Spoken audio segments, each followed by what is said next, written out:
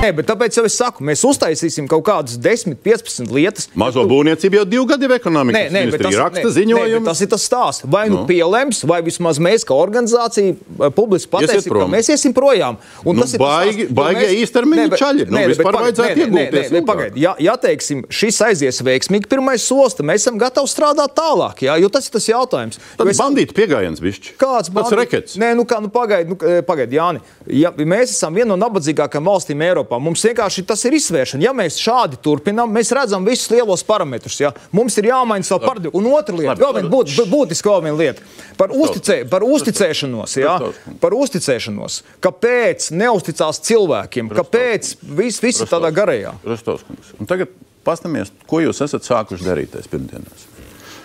Uz galda, restīvi e-pastos, ir garš saraksts uz 55 lapām ar 194 punktiem, ko ir sasnieguši visi resori, kur mēs tā testa režīmā dažiem paprasījām, ko viņi saka. Viņi saka, pirmkārt, daudz lietas jau notiek, nekā jauna. Tur arī bija pierakstīts tās, kas ir. Jā. Otrkārt, virkni lietu, kam nav nekāda sakara ar debirokratizāciju. Ja? Tieši šādiem vārdiem dabīja apakaļ. Bet kas man visvairāk uztrauc, kad mēs izskatām debirokratizācijas sarakstu, un tur jāiegulda darbs, tagad no 0 līdz 3 tie punkti būs jāliek, ja? Sarakstu, ko iesniedz ministrijas. Kuras tā kā pēc definīcijas negrib baigi neko samazināt. Un ja iet cauri tam sarakstam, tad šitien kaut ko papildus izstrādāt, šitien kaut ko izpētīt, šitien vēl paprogrammēt bišķiņu, un ja tur galā būtu viena kolona, kur tur iztrūkst, kur būtu, cik šitas vēl papildus izmaksā, tad tur ir papildus izmaksas. Tā ir?